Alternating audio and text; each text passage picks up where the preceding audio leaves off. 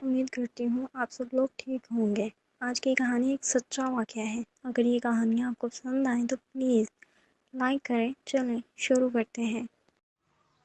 High دوستو، میرا نام سیما ہے اور میں جو آپ کو کہانی سنانے جا رہی ہوں یہ بہت مزے کی کہانی ہے۔ اگر آپ کو کہانی اچھی لگے تو لائک لازمی کریں۔ میں فوزیہ کا ہاتھ پکڑ کر اسے روم میں لے آیا۔ بہت بہترین قسم کا روم تھا جس میں ایک بہت بہترین بیڈ بچھا ہوا تھا۔ میں نے فوزیہ کو کہا کہ یہاں میرے ساتھ بیٹھو۔ فوزیہ میرے ساتھ بیٹھ گئی۔ میں اس کا ہاتھ اپنے دونوں ہاتھوں میں لے کر اس سے کہہ رہا تھا کہ فوزیہ، اس دن کا میں بے صبری سے انتظار کر رہا تھا اور بالآخر یہ دن آ پہنچا۔ میں چاہتا ہوں کہ میں تمہارے ساتھ پورا دن ایک اکیلے روم میں گزاروں اور دیکھو تم میرے پاس ہو۔ ہم دونوں اکیلے ہیں اور اکیلا روم ہے۔ لمحوں کو اپنی زندگی کے یادگار بنانا چاہتا ہوں اور اس کے وقاص مجھے بھی اس لمحے کا بے صبر انتظار تھا۔ میں بھی تمہارے اندر ہمیشہ ہمیشہ کے لیے سما جانا چاہتی ہوں۔ مجھے اپنی باہوں میں سمیٹ لو اور مجھے ہمیشہ ہمیشہ کے لیے اپنا بنا لو۔ میں نے کہا فوزیہ، اب مجھ سے اور انتظار نہیں ہو رہا، چلو کام شروع کرتے ہیں۔ فوزیہ سے میں تو کب سے انتظار کر رہی ہوں، تم بس انتظار کر رہی ہوں۔ تمہیں جو کرنا ہے جیسے کرنا ہے مجھے کوئی اعتراض نہیں ہے، میں راضی ہوں۔ میں چاہتی ہوں کہ تم خود بھی سکون حاصل کرو اور مجھے بھی اچھی طرح سکون پہنچاؤ۔ خود بھی جنت کی سیر کرو اور مجھے بھی جنت کی وادیوں کی سیر کراؤ۔ یہ کہہ کر میں اس کو لٹانے ہی والا تھا کہ دروازے کی بیل بجی۔ ایک دم اس نے اپنا دوپٹہ ٹھیک کیا اور اٹھ کر بیٹھ گئے اور میں بھی ایک دم حیران پریشان ہو گیا کہ اس وقت گیٹ پر کون آیا ہوگا۔ اس نے کہا فوزیہ تم یہاں بیٹھو، میں گیٹ پر دیکھ کر آتا ہوں کہ کون آیا ہے۔ اور پھر میں اپنے کپڑے درست کر کے گیٹ پر آیا۔ گیٹ پر آیا تو ہماری پڑوسن والی لڑکی ندا تھی جس کی عمر 17 سال تھی اور وہ بھی نئی نئی جوان ہوئی تھی۔ بہت خوبصورت تھی، اس کا بڑا بڑا سینہ تھا اور دودھ کی جیسی سفید تھی۔ میں بھی ندا، کیا ہوا، سب خیریت ہے؟ وہ وقاص، امی نے بریانی بنائی تھی وہی دینے آئی ہوں۔ اس نے بریانی کی پلیٹ مجھے پکڑائی، میں نے اس سے بریانی لی۔ میں نے کہا تم رکو میں پلیٹ خالی کر کے دیتا ہوں۔ وہ مجھ سے کہنے لگی میں خالہ سے مل لوں۔ میں نے کہا کہ ندا گھر میں کوئی نہیں ہے، وہ ہمارے رشتہ داروں کے ہاں ایک چھوٹی سی پارٹی تھی تو سب لوگ وہیں گئے ہیں، میں گھر پر اکیلا ہوں۔ تو ندا نے کہا یہ تو بہت اچھی بات ہے، مجھے ویسے بھی آپ سے بہت ساری باتیں کرنی ہیں۔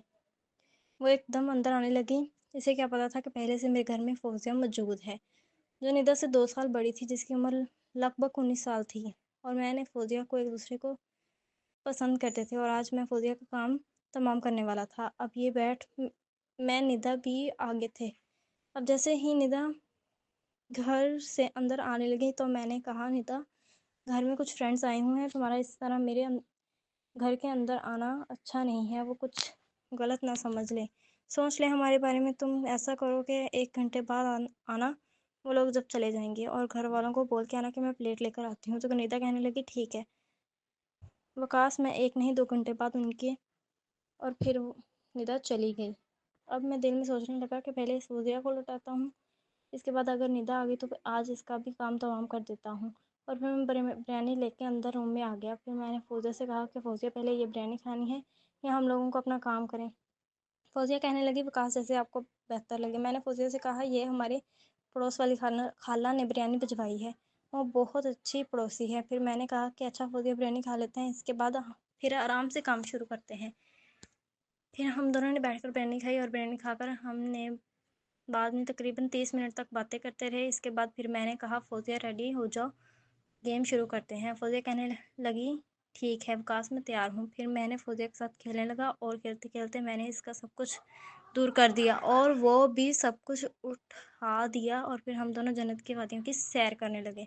اس کا بھی پہلی دفعہ تھا اور میرا بھی پہلی دفعہ تھا۔ ہم دونوں اس کام میں اناڑی تھے۔ تھوڑی مشکل سی اس سے بھی ہوئی تھی، تھوڑی مشکل مجھ سے بھی ہوئی تھی، تھوڑی تکلیف اس سے بھی ہوئی تھی، تھوڑی تکلیف مجھے بھی ہوئی تھی، لیکن پھر کہتے ہیں ہر اندھیری رات کے اجالا آتا ہے۔ پھر تکلیف کے بعد جو راحت اور سکون ملا وہ کمال کا تھا۔ تقریباً 30 منٹ لگے تھے اور ہم دونوں نے کام مکمل کر لیا تھا۔ اور پھر میں نے کہا فوزیہ یہ آج کے لیے اتنا ہی کافی ہے، پھر جب موقع ملے تو میں تمہیں بلاؤں گا اپنے گھر۔ اور پھر فوزیہ چلے گی، بس نہا دھو کر فریش ہو کر بیٹھ گیا تھا۔ دروازے پر دستک ہوئی تو میں نے جا کر دروازہ کھولا تو دروازے پر ندا کھڑی تھی۔ میں نے کہا آ جاؤ اندر ندا۔